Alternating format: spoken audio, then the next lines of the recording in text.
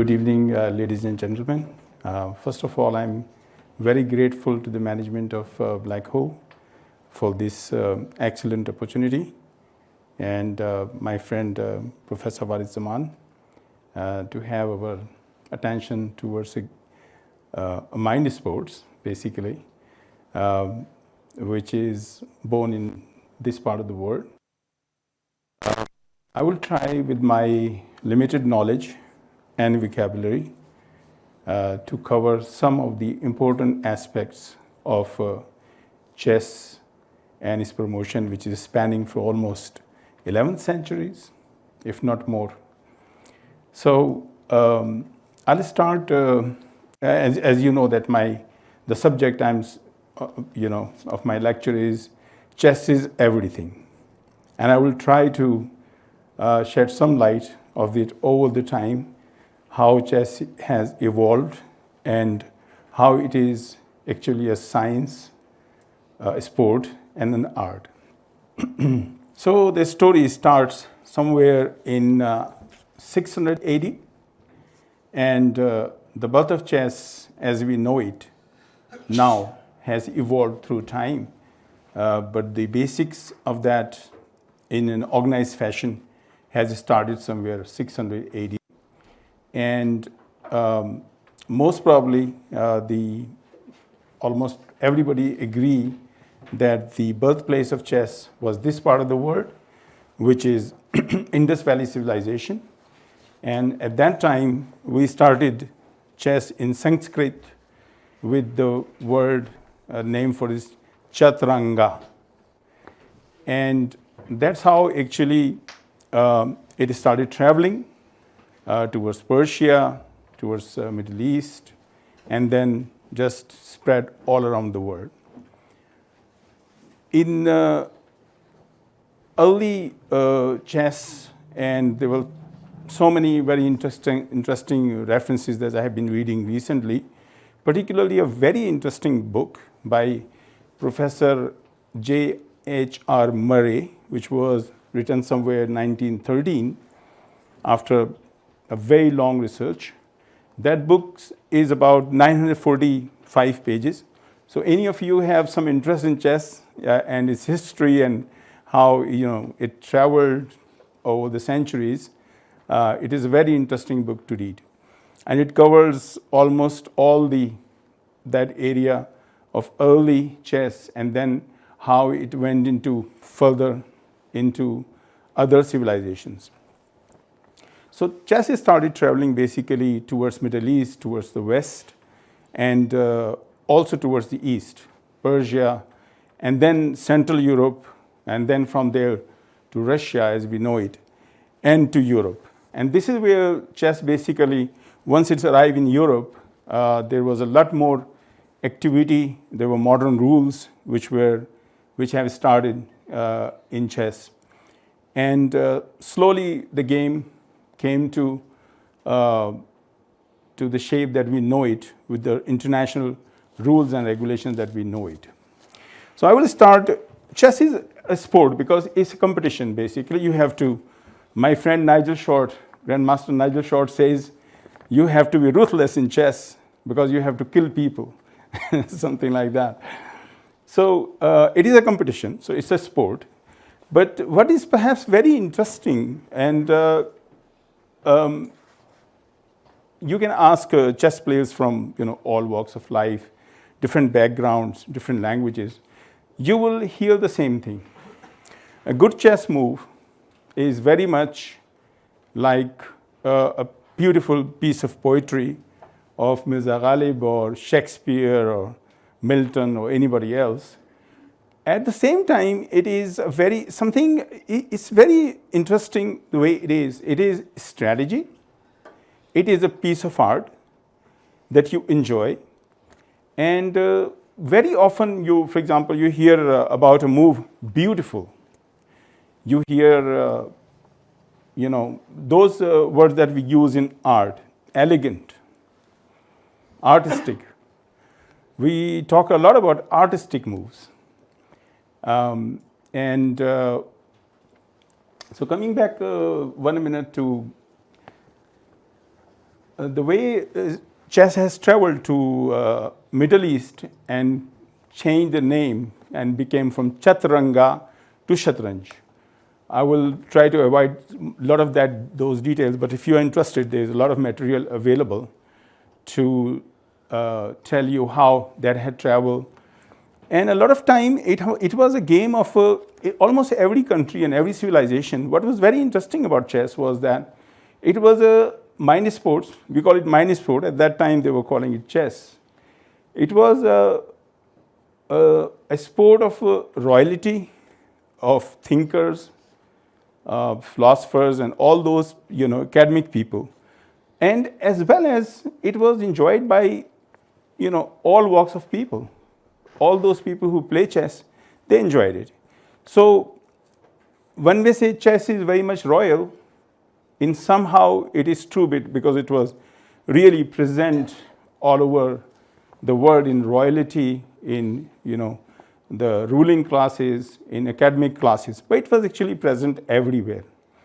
And if you travel even today down south in somewhere in Multan, you realize that people, in one nice afternoon, people were sitting and playing chess. And a lot of these people just don't know that there's competition, there is a world of chess and all of that. But they play chess because it's very deep rooted. And it's through the generations that they're playing chess. So this is how it started. 600 AD, the Arabic game Shatranj developed from the Indian game Chaturanga, becoming the first game identifiable as chess. Shatranj was played on an 8x8 board and featured 16 pieces on each side, similar to today's chess. The soldier, that's very interesting because a lot of time chess was played during the wars by the armed forces, and it is very interesting because it's a combination of that battlefield, but at the same time it has a lot more to it, which we have discovered actually through the centuries. The horse, knight, the elephant, the chariot, rook, so on and so forth. And when I come back to the aspect of art, there is very interesting notes that I have taken. Chess isn't just a game, but an art, from where words like beautiful, elegant, and artistic can be used to describe a particular sequence of moves. The important thing is that when a chess player reaches a sufficient standard, like a club player of today, he or she may not be able to play like a grandmaster, but is able to appreciate masterpieces produced by great players. So even when you're at a very initial level of a chess player, you can really enjoy that great chess game that was played by the great masters of the history. There is a French gentleman, he said something very interesting, Marcel Duchamp. He said, and he was a very famous painter, from extensive experience with both chess players and artists, I have come to the conclusion that while not all artists are chess players, all chess players are artists. So that's a very interesting statement from someone who actually from the world of art. Chess is not just a simple board game. We have a lot of board games, and some of them are very complex. If you talk about shogi, if you talk about Chinese chess, they're very complex. They're perhaps as complex as chess. They are. But if you talk about some Ludo or some other sort of board games that existed all around in different parts of the world, chess is different from them. It is a complex system where various analytical methods, primarily mathematical, statistical, are used to understand pieces' behavior on the board, not just scientific thinking. Chess is also about statistics, databases, representation, flowcharts. Now we also talk artificial intelligence, which is totally another new, element which has added for, let's say, last 60 years into chess. And many more, which could be based in significant real world and non-game application.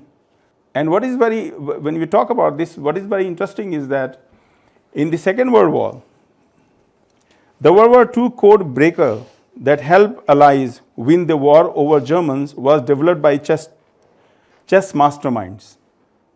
So it has that sort of ability to train your mind into thinking process.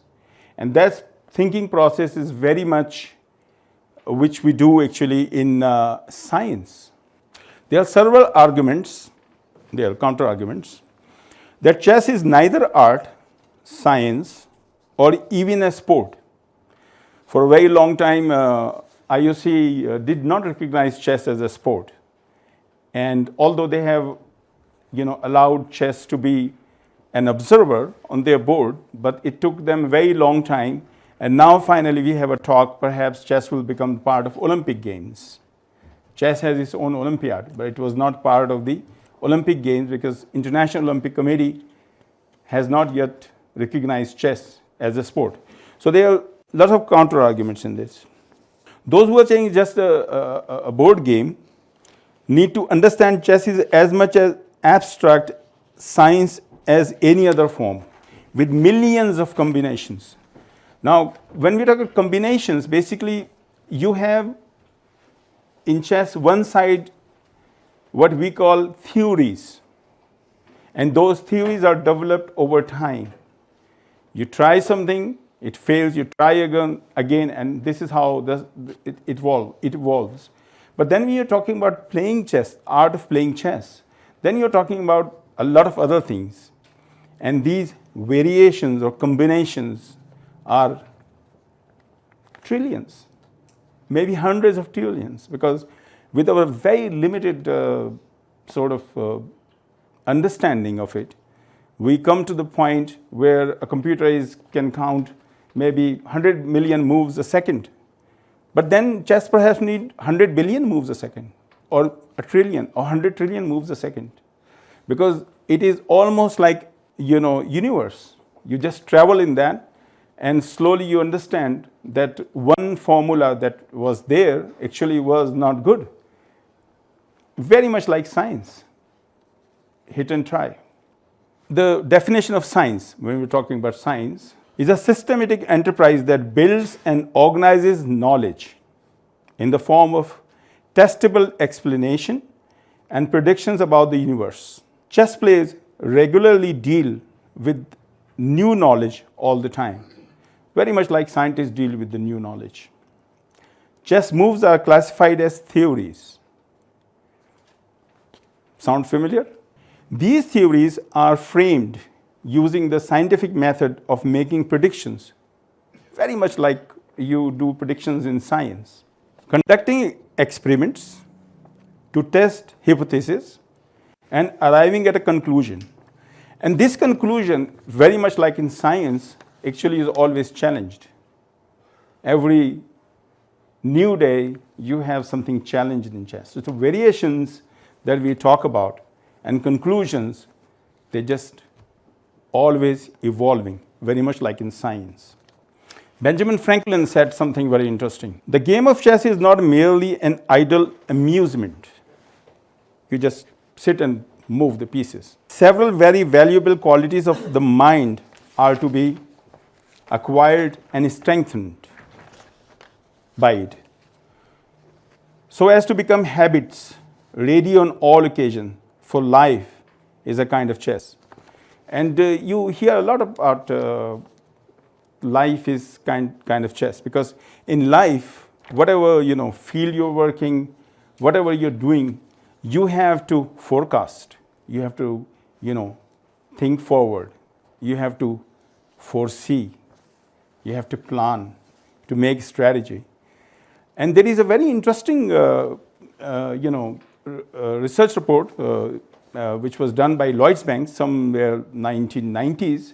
This is a very interesting study which was done by them, and that proves how actually chess skills help you in life. So we are saying sport because there is the element of competition. And coming back 1 minute to that aspect of sport, A lot of people think that, chess, you think you play, you have to use your brain. And if your brain is working fine, everything is okay. What is very interesting about chess, and perhaps a lot of people don't know, that even if you have a pain in the nail of your finger, you can't focus and you can't play chess. So basically, chess demands you, if you want to perform, especially for grandmasters level, you have to have that full physical fitness available. So it's not just about mind and brain. You have to be physically fit. And if you're not physically fit, you cannot perform in chess. So it's an interesting aspect of sport where you have to be physically fit to perform. Yes, your brain is working, but your physique has to be there. So we go to next, Meet the Mad Queen. I like the title actually. So when chess went to Europe, what happened was that the rules of chess were there, but the game was very slow. And they needed more dynamism in the chess. The variations were very interesting, very deep, but they were too slow. And the game takes a lot of time to finish. This is where the Mad Queen comes in the game. And that is 1450. So starting the 6th century, we come to 1450 and introduction of Mad Queen. And the Mad Queen is what? Basically, what we call here in this part of the world, and then you look at Persia and Middle East, we say king, Badshah, and Wazir, the prime minister. And then that has changed in Europe. And that become queen. And especially the Mad Queen. The Mad Queen just ravage everything. So the queen actually a piece which just goes diagonal, vertical, it travels all over the place. And it has a far reach. So what happens from that time, around 14th, 15th century, the game become a lot more dynamic. It has changed quite a lot. So coming back to what we were talking about, sport we did talk about. Coming back to how much science is out there in chess. What happened in Europe is that I didn't actually do a lot of that, I didn't cover that, but what is very interesting, if you want, you can find it out, that chess became part of that artistic world. And lots of paintings. Back here in India, it has started. But then when chess arrived in Europe, that time chess became, so much of that art which is available about chess. Whether chess is an art or not is one thing, but chess become very much part of the artistic imagination in the West. There's very interesting piece about a man who was actually Nobel laureate called Richard Feynman. I suppose, I'm very little in science, but I'm sure that black hole, all these scholars, they know all these people. But something very interesting he said about this. So, considered to be one of the greatest minds of the 20th century, noted American theoretical physicist, Nobel laureate for physics in 1965, Nobel Prize. Richard Feynman once said, "Discovering the laws of physics is like trying to learn the laws of chess." My previous argument, we talk about theories, we talk about those combinations, and we talk about hit and try, failing, and then try. Very much like scientists do. Is like trying to learn the laws of chess merely by observing chess games. One closer look at any chess player, and you can see all the makings of a scientist: restless intellect, raging curiosity, very much like scientists have, and refusal to take any idea, theory, or a principle for granted. Very much the way scientists take their, they try it and nothing is final. Very much in chess, nothing is final. Any theory you develop, any combination you develop, another time in the future, you would have something new. And you say, very much like scientists do. Albert Einstein said, "Chess is the fastest game in the world, because in every second you have to organize thousands of thoughts. It is not yet very clear that when you're playing chess, how exactly your mind works. But what is very interesting is that in a limited amount of time, you calculate. And a lot of that you're consciously calculating, but a lot of that you're unconsciously calculating. Mean to say that you can see a lot more. Somehow the connection with your eyes and your brain in a chessboard, you can see a lot more that you are aware of. It's some sort of process which is going on where you can see a lot more. Gary Kasparov summed it up very, very interestingly.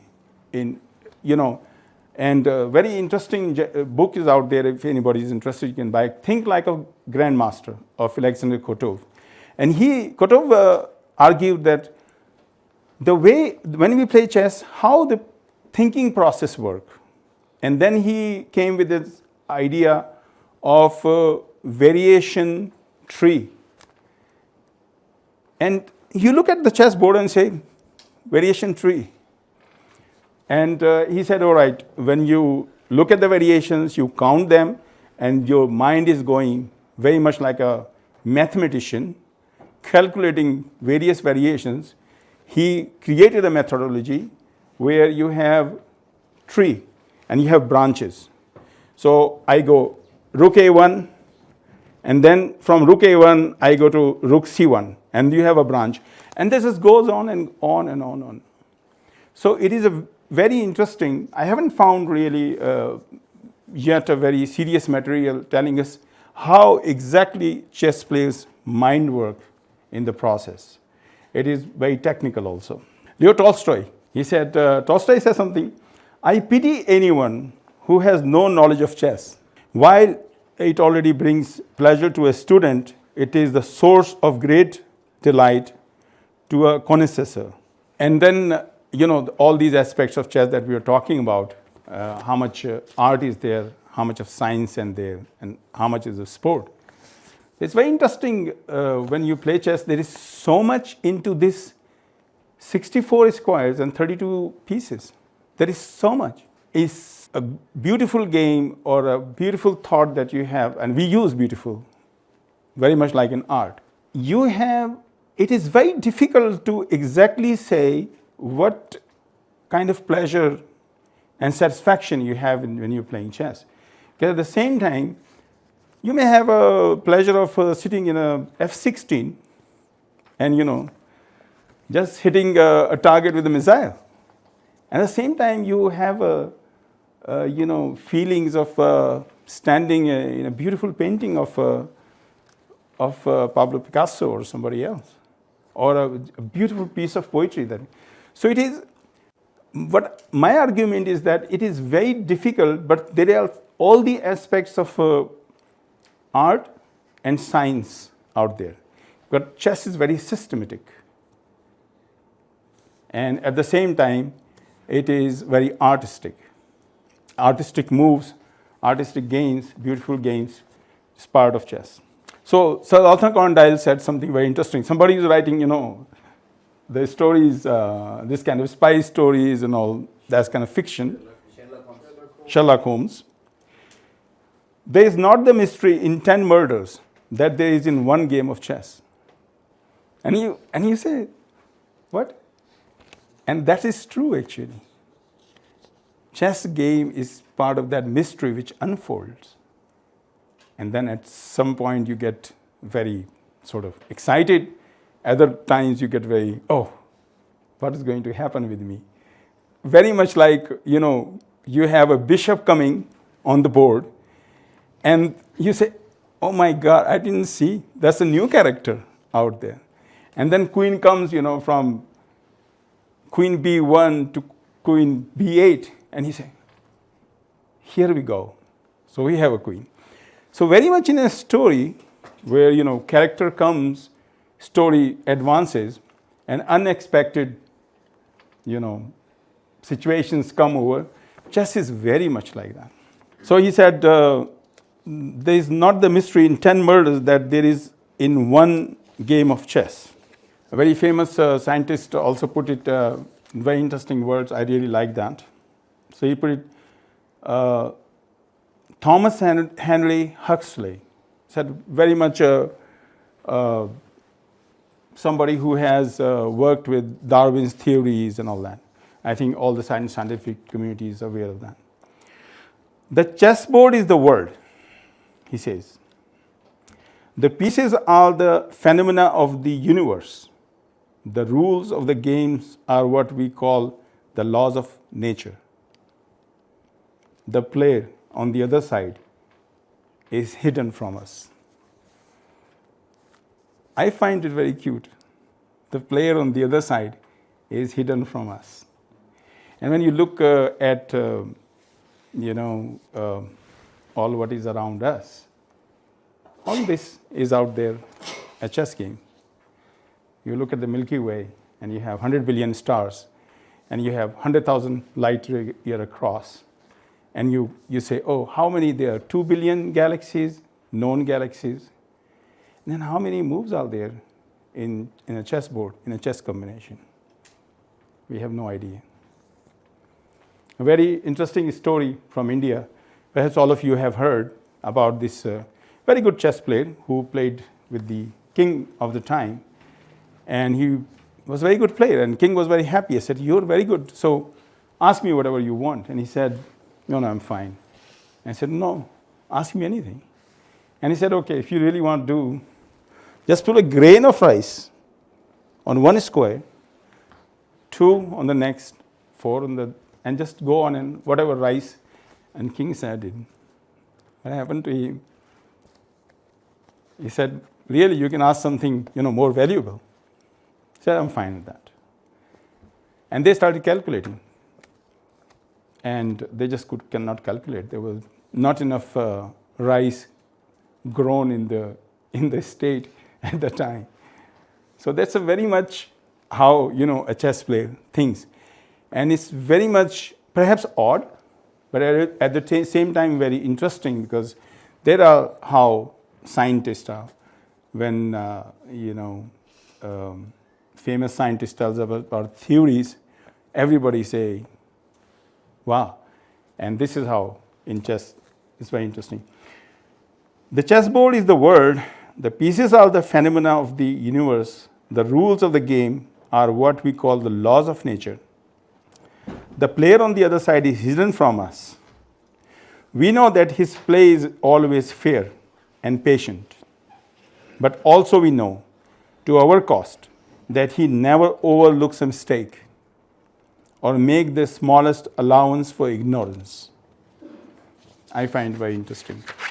So here we come to the Mad Queen era, where the queen was invented and the game sort of entered into a new era of dynamism. I would say the dynamics have totally changed, and the chess tournament started. 15th century, roughly, there were chess tournaments, and lots of chess tournaments has been organized at the time.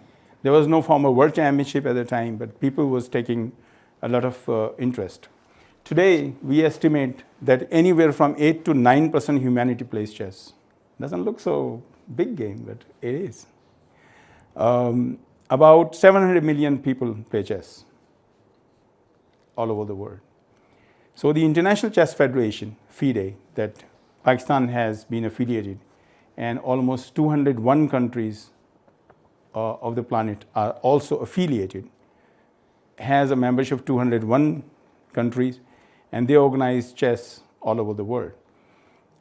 This is their estimation. We think that we have a lot more chess, because in our country, in Pakistan, when you talk about chess with anybody, you'll find out, oh, my uncle was playing chess. Oh, my grandfather used to play chess. Oh, I know chess because, we always have the friends of my uncle or somebody or my brother.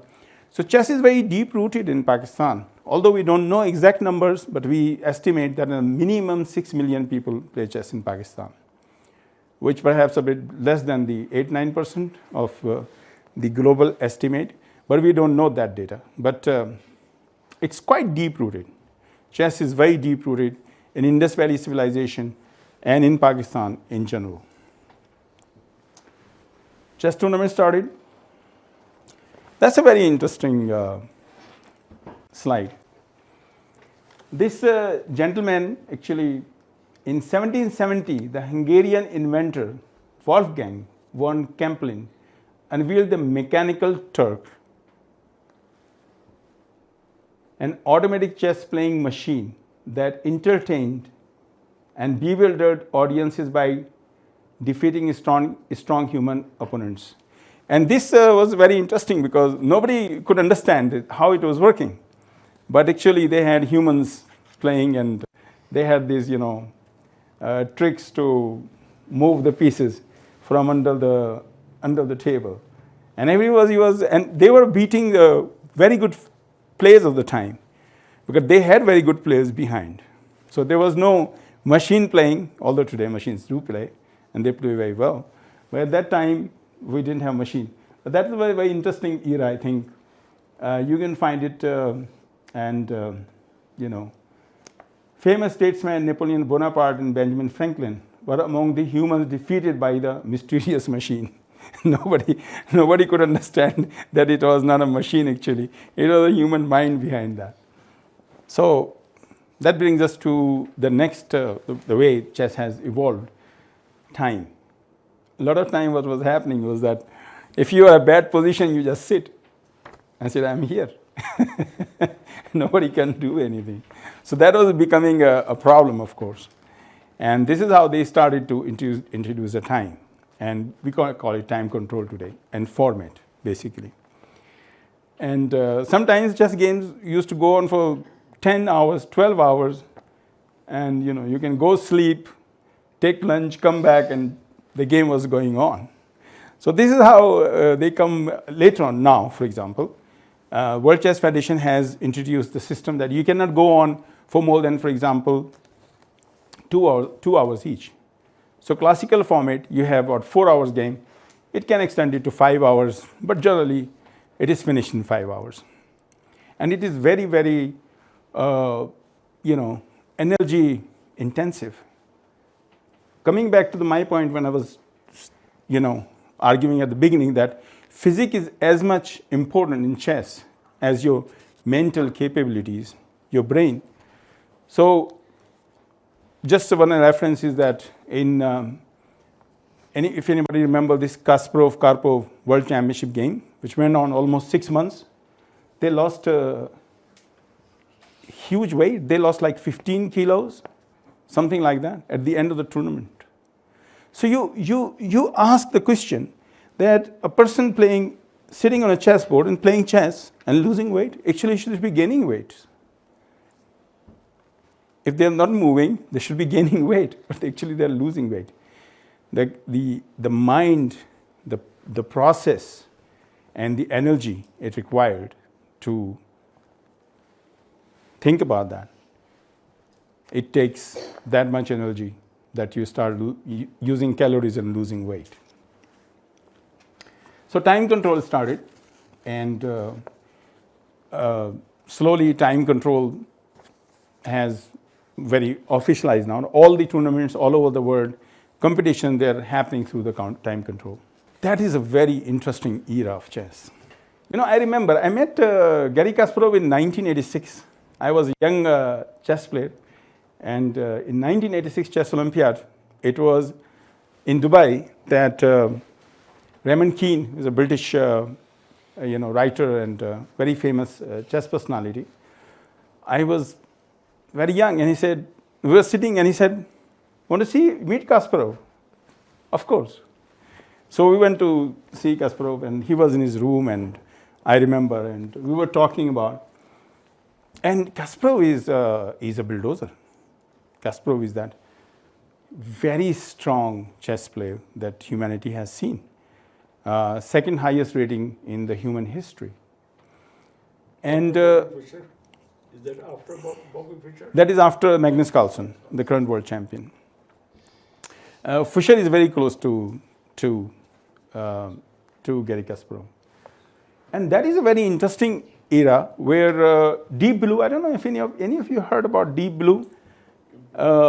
computer that IBM started. IBM shocked the world, defeating the first time the world chess champion Garry Kasparov. In 1989, the computer company IBM hired a team of Carnegie Mellon engineers to create a computer capable of beating the world chess champion.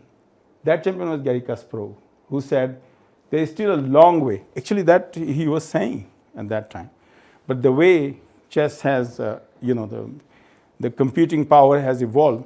And of course, I'm not so sure that computer, you have like very new computers which are very different now. And there is a lot I need to understand how they work. But their processing power is great. You have a computer having 100 or 500 million moves, they can calculate within a second or 2 seconds. Now human mind don't have that sort of capability. But what is very interesting, if you look at the difference between the processing speed of human brain and computers, you find something very interesting is that computers should have actually a rating of 10,000 ELO today. Rating is a scale where you judge the strength of the players. ELO rating is used by the World Chess Federation. So for example, to give you an example, the current world champion Magnus Carlsen has an ELO about 2,860. So when you look at that and you say, all right, a human mind can think maybe 20 moves in a minute. And then you have a computer on the other side which can think 100 million moves within 2 seconds. Then you think that, okay, if that's sort of processing power, then the rating of the computer should be at least 100,000 ELO. No. The maximum rating of the computer today is 2,300 ELO, which is not that far from the world champion's rating. And that's a very interesting aspect of that. So that has changed. That event of Deep Blue has changed so much in the way we think about chess and the computers. Garry Kasparov said he was not very happy after, because he said they won against me because they knew all my games, all my record, all my weaknesses. Everything was open to them to study and to attack me. But they never share with me the games of the computer, which I should have, when I'm playing against any opponent.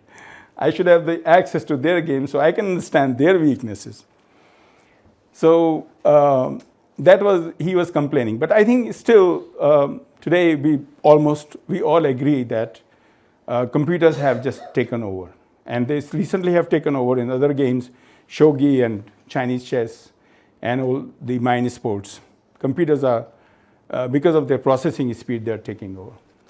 So, coming back to the things that I was talking about, chess is, and for the conclusion, chess is very much a sport because of its aspect of competition, physical, mental fitness, and winning and losing. Chess is very much a science because it's a very systematic way. When you learn chess, you play chess. And chess is one of very rare games where you have perhaps the most material, the most books are written about chess. And there is one very interesting example that I would really love to refer to, is a player from 1920s, namely Mir Sultan Khan. I don't know if any of you heard of his name. So Mir Sultan Khan was actually from a native of Sargodha, and he went to England somewhere in 1920s. It is said that he could not read and write, or especially perhaps in English he could not read and write. And then his job was, he was a chess player, he was playing chess, and then all of a sudden, and he was playing Indian style chess, which was very different from the international style chess of the time. And then all of a sudden he arrived there and he has new, sort of rules. From Indian style, he has to play international style chess. And then he has, of course, English weather, which was not very nice to him. And then he has to learn. But what was very, very interesting was that he beat the world champion at the time, one of the strongest chess player of all times, Capablanca. And you say, and all those guys at the time were mostly PhDs, very literate, world champions. You talk about, like, Alekhine was a doctor, Max Eve was a PhD. All those world champions were very educated people. And they had to work hours on chess theory to understand chess and to play good chess. Then this gentleman from Sargodha comes and he introduces something very interesting. And when you look at this game that he has played with the world champion of the time, I recommend any of you have the interest in chess to look at that game, because that game has introduced something very different that we didn't know at the world, the way world champions were playing at the time. And he draw with another world champion, and he won the British Championship 3 times, which was almost considered as the world championship at the time, because world championship did not start by 1931. So it's and still you have so many books and so much material about Mir Sultan Khan to understand that how a person from, with all the, odds that he had, come over and he excelled in chess in that way. And then 1932 or something, he came back to Pakistan, and nobody have never heard about him. Now, my friend Nigel Short, Grandmaster Nigel Short, former world number 2, he found 11 or 12 games, unpublished game of Mir Sultan Khan that he is going to publish. And so the world is taking a lot of interest in that, and we also trying to see what we can do to recognize him as a grandmaster, first grandmaster of Pakistan. You have seen Queen's Gambit. I don't know, how many of you have seen Queen's Gambit? Anybody? It's on Netflix.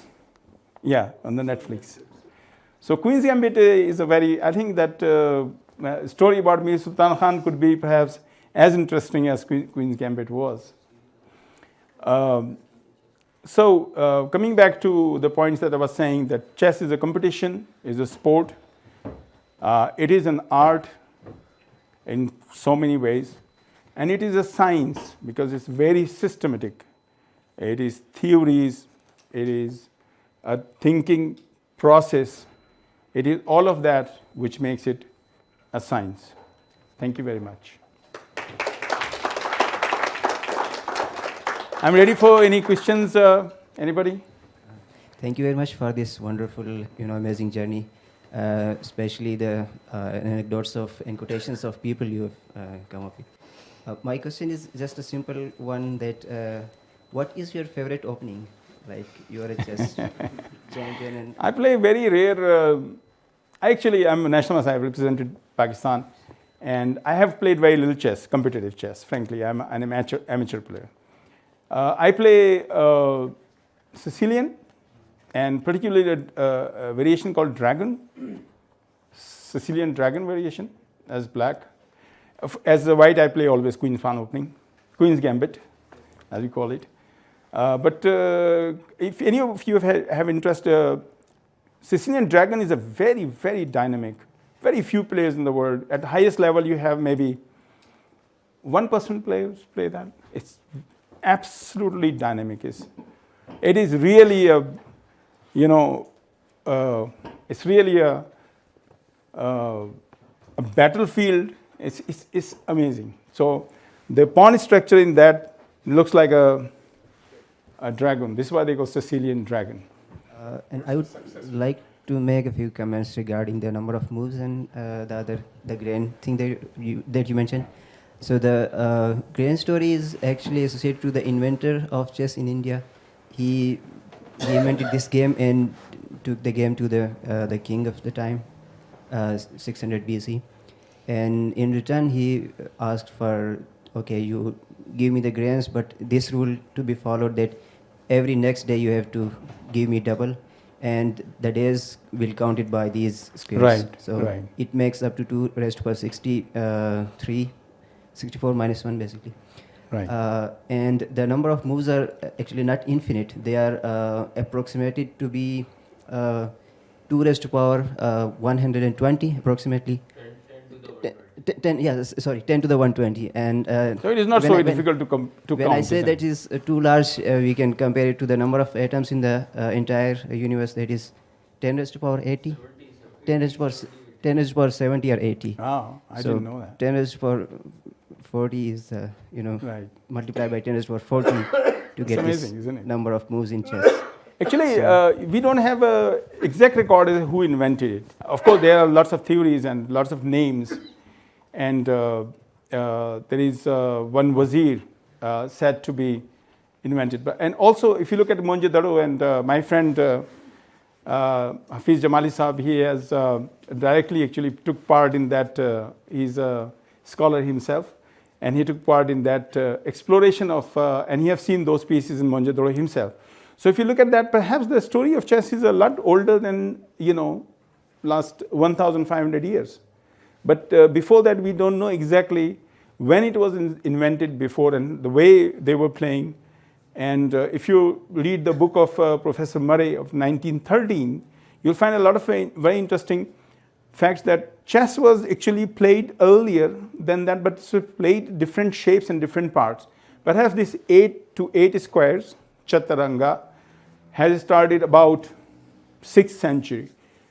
And but earlier there were different, sort of chess which was playing. Perhaps not in 64 squares, perhaps 32 squares, but chess was there earlier than 6th century.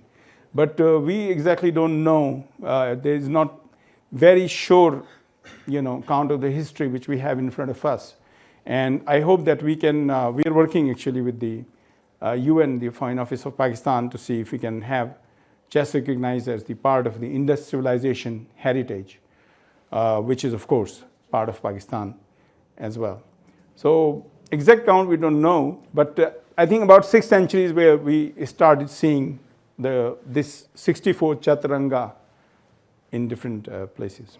Sir, who gave the idea of chess and what was the reason behind introducing this game? I suppose that it was whoever sort of created chess probably has some notion of the battlefield, and then later on it has been developed.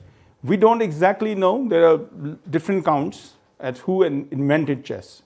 There's one name of one wazir that we talk about who created and brought it to the king. But it's not 100%. We cannot say as sure who has invented chess. There is a very interesting saying, by the way. While I'm on this, I'll just read for you, if you allow me for 1 minute. There must have been a time when men were demigods, or they could not have invented chess. This is one perspective.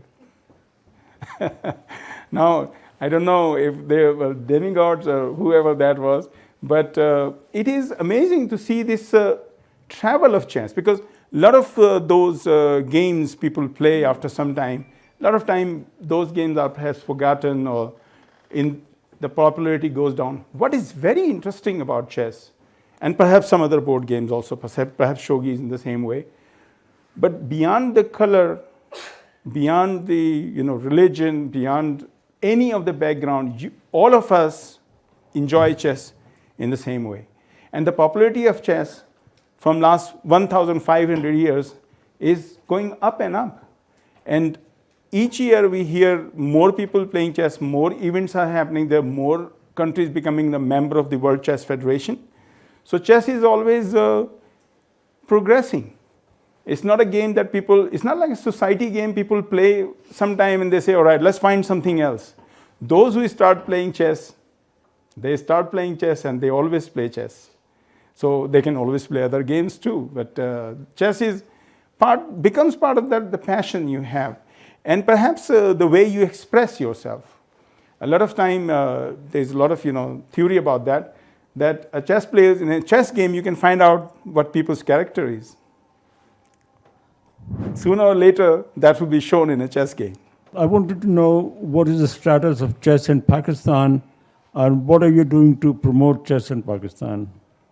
Okay, coming back to this, actually we were very good in chess some 3 decades back, and we were somewhere about, middle, about 50 position in the World Chess Olympiad, and slowly, unfortunately, situation went, and we were not as good as we were. Now, for June, for example, I was elected as the president of Chess Federation of Pakistan.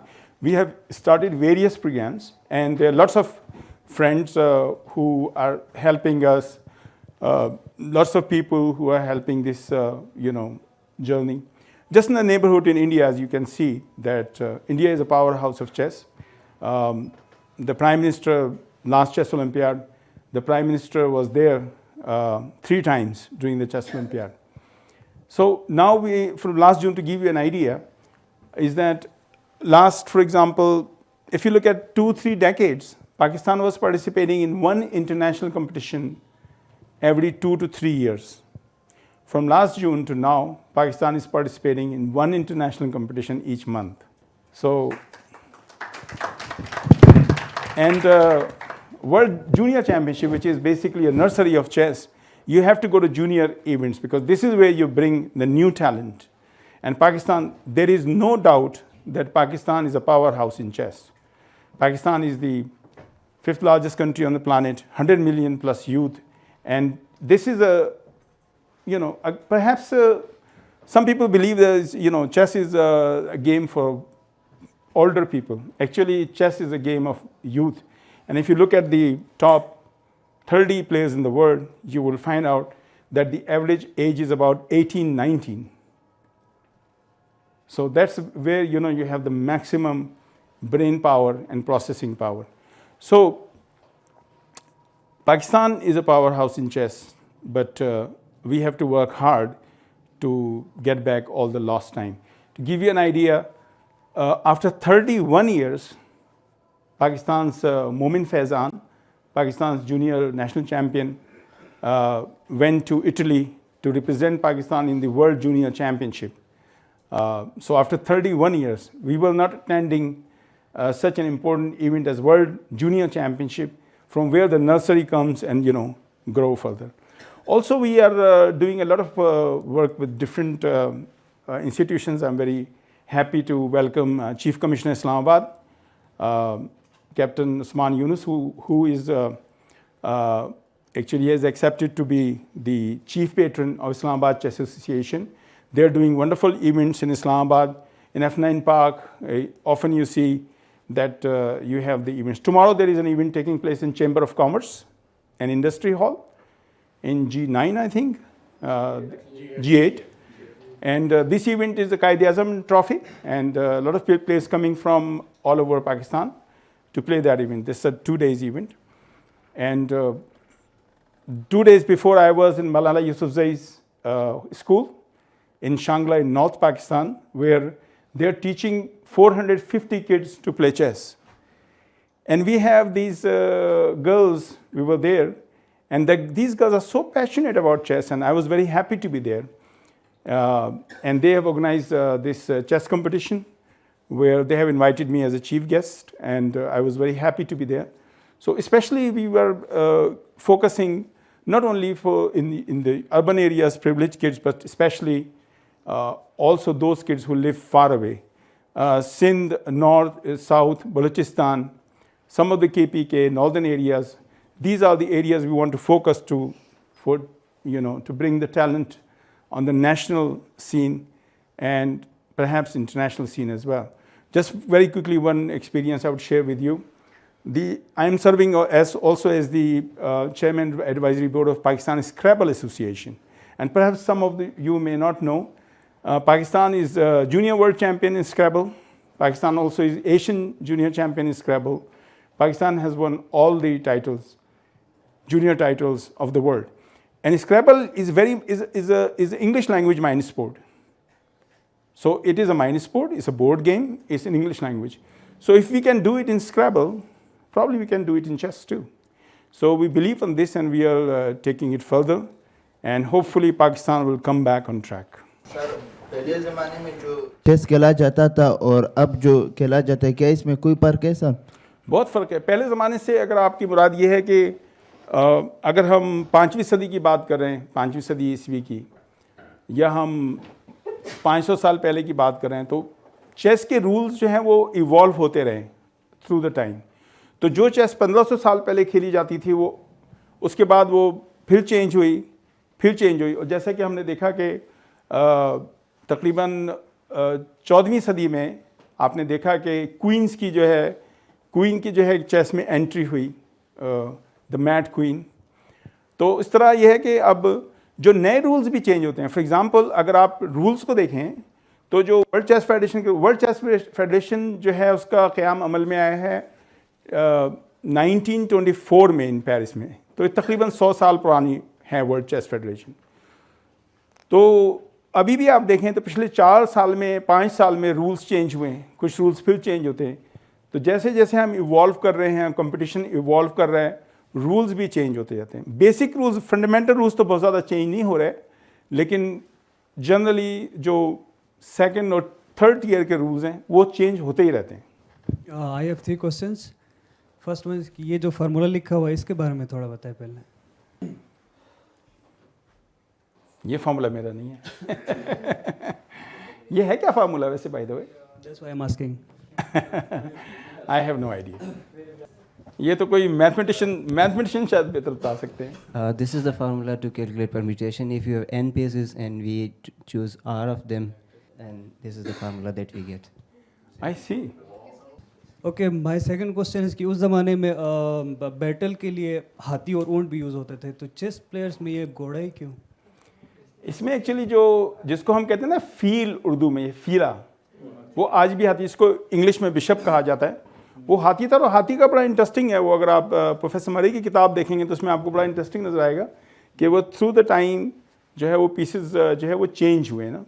उसमें मैंने एक aspect add नहीं किया है जो समय तकरीबन 19th century में फिर एक स्टैंडर्ड पीस ना, जिस तरह के ये जो है वो हाथी है ना, तो विच कॉल बिशप, और इसको उर्दू में फीला कहते हैं अभी भी। तो फील जो है वो हाथी को कहते हैं। तो ये हाथी मौजूद है मगर इसका शेप चेंज हो गया। माय थर्ड लास्ट क्वेश्चन बहुत ही शॉर्ट है। एक ओपोनेंट के पास कितना टाइम होता है for his next move? Chess में डिफरेंट फॉर्मेट होते हैं। फॉर एग्जांपल हम कहते हैं ब्लिट्स में 3 मिनट से लेके बेसिकली जो है ब्लिट्स 1 मिनट की भी होती है। 1 मिनट में दोनों ने गेम ख़त्म करना है, यानी कि आपके पास 2 मिनट हैं सिर्फ। तो फिर 3 मिनट, 5 मिनट, 15 मिनट के बाद जो होता है उसको हम कहते हैं रैपिड। 15 मिनट आपके पास है, 15 मिनट मेरे पास हैं, तो 30 मिनट में हमें गेम ख़त्म करना है, दैट इज़ रैपिड। और उसके बाद 15 मिनट से ऊपर generally classical format of game, तो वो जाता है तकरीबन 2 घंटे तक ना, यानी कि 4 घंटे दोनों प्लेयर्स के पास होते हैं जिसमें उन्हें गेम को ख़त्म करना होता है। और अगर गेम को ख़त्म करना होता है, 40 मूव्स उन्हें अचीव करनी होती हैं। जनरली गेम अबाउट 60 मूव्स ख़त्म हो जाता है। तो 40 मूव्स आपने अचीव करनी होती है 4 घंटे में दोनों प्लेयर्स ने, जो कि वर्ल्ड चैम्पियनशिप जिसमें होती है ना, या जिसमें तमाम सीरियस टूर्नामेंट दुनिया में होते हैं, वो यही क्लासिकल फॉर्मेट कहलाता है, जिसमें कि आपके पास 4 घंटे होते हैं।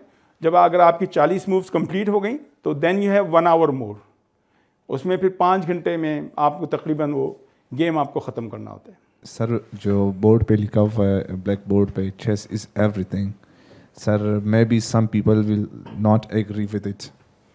पहले क्वेश्चन यही है सर, आप बता रहे कि कैसे सब कुछ चेस है।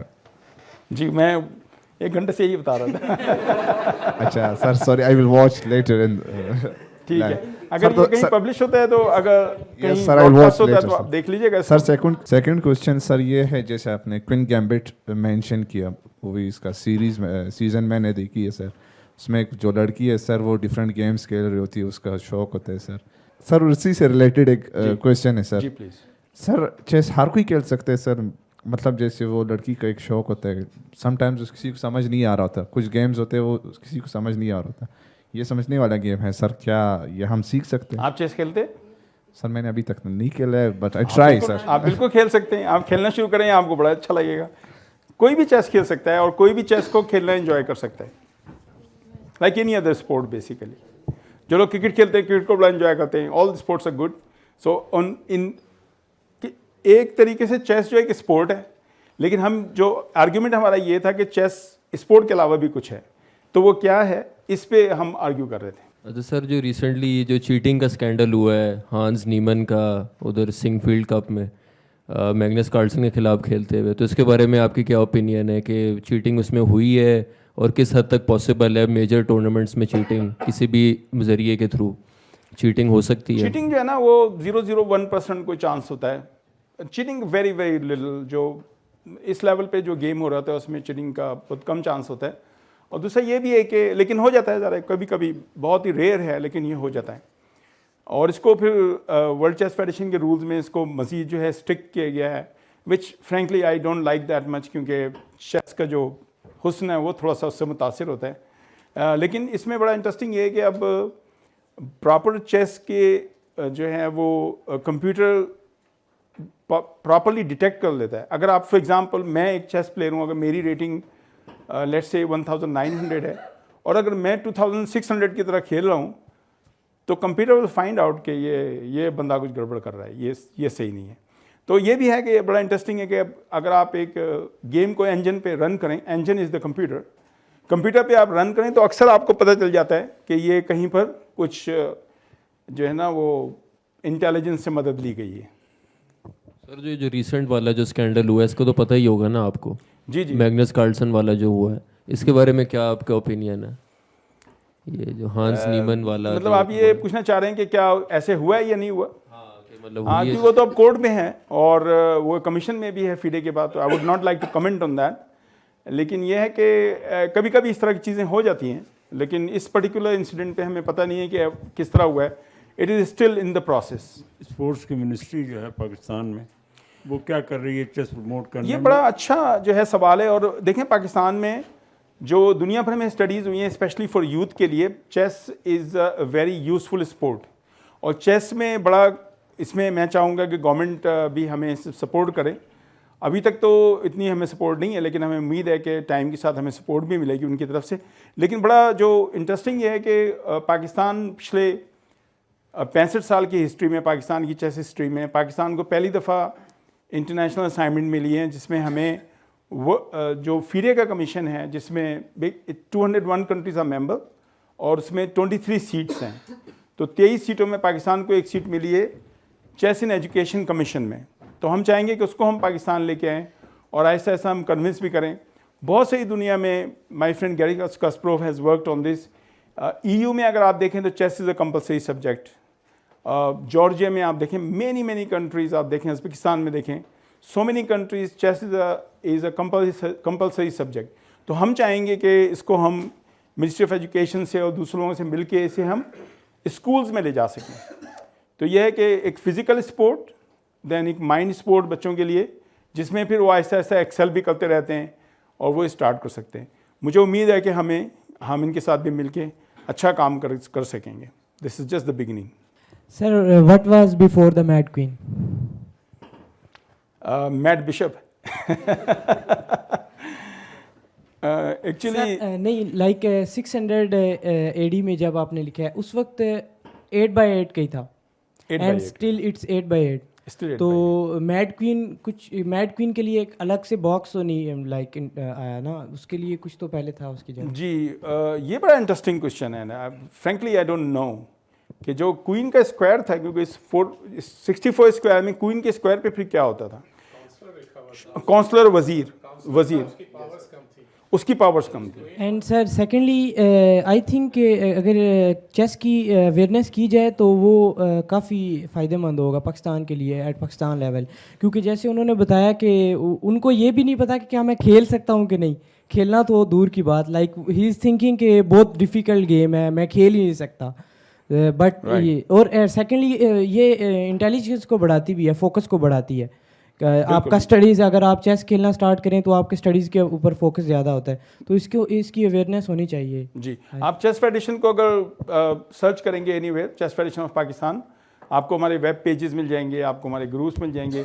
इंटरनेशनल चेस फेडरेशन की वेबसाइट पे भी आपको इन्फॉर्मेशन हमारी मिल जाएंगी, पाकिस्तान के हवाले से वेबसाइट हमारी मिल जाएगी, तो इन्फॉर्मेशन मौजूद है। और जो लोग ज्वाइन करना चाहते हैं दे आर वेरी वेलकम। और ये आपकी बिल्कुल बात सही है कि चेस में जो है फोकस आपका, आपकी स्ट्रेटजी, आपका patience, because a lot of time specially for young kids होता ही है कि बच्चे कहते हैं जल्दी से फुटबॉल पे किक मार देनी है, which is very good, you know, football, I love football, या कोई भी, लेकिन ये चेस में थोड़ा सा ये है कि अगर आप गलती करेंगे then you receive a slap right away and you say what happened to me, you know. तो उसमें जो है ना वो आपको सोचना सिखाती है। चेस आपको कहती है be careful, just be careful, there might be some trap all around there. And उसमें आपको जो है वो ये भी सिखाती है कि आप पेशेंस भी रखें लेकिन साथ स्ट्रेटजी भी बनाएं। Chess is a lot about predicting future. आपने जब आप चेस खेल रहे हैं तो आपने देखना है कि ये 10 मूव के बाद मेरा नाइट कहाँ होगा, और अगर नाइट यहाँ नहीं है वहाँ होगा तो फिर मुझे इससे फ़ायदा है नुकसान क्या है। वेरी मच इन लाइफ आपने 10 साल के बाद सोचना है, आपने कोई प्लान बनाना है, कोई स्टडीज़ का कोई, तो आपने 10 साल के बाद सोचना है कि मैं कहाँ होऊंगा, मेरी लाइफ कहाँ होगी, दूसरे लोग कहाँ होंगे, मेरा प्रोफेशन कहाँ होगा, मेरा कैरियर कहाँ होगा, मेरी लव लाइफ कहाँ होगी। All of that is very much like chess. Excuse me sir, ये चेस तो इंटरनेशनल लेवल पे गेम है, इसके अलावा लोकल लेवल पे हमारे पास सर गेम्स हैं डिफरेंट विलेज में, डिफरेंट जो लोग खेलते हैं उसमें माइंड का यूज़ है, उसकी हाईलाइट्स, उसकी यानी कि इंटरनेशनल लेवल तक क्या एफर्ट्स हैं उसको हाईलाइट किया जाए। डिफरेंट गेम्स हैं जी, डिफरेंट गेम्स के लोग हैं जो डिफरेंट फेडरेशन हैं पाकिस्तान में, डिफरेंट गेम्स को हाईलाइट करते हैं दुनिया में। तो हम तो चेस के लिए काम करते हैं, तो हम चेस को हाईलाइट करते हैं। चेस, इसके अलावा अगर चेस को हमारी जो लोकल लेवल है बलूचिस्तान में एक गेम है कतार, वो सेम मिलती इसी चेस से है। अच्छा, क्या नाम है उसका? कतार। कतार, यस कतार। अच्छा। सर उन लोग के पास ये चेस नहीं है तो इसी वजह से वो बस हम बलूचिस्तान में एक प्रोग्राम शुरू कर रहे हैं बड़ी जल्दी, तो जिसको भी चेस चाहिए होगी उनको चेस मिल भी जाएगी, और जो चाहेंगे वो हमारे कंपटीशंस होते हैं बलूचिस्तान में, आजकल तो सर्दी बहुत हो रही है। सर इट्स गुड सर, साथ साथ उसको भी हाईलाइट करें जो लोकल लेवल पे खेली जाए, उसकी कंपटीशन की जाए। But you have to make a federation for that. Thank you very much, appreciate.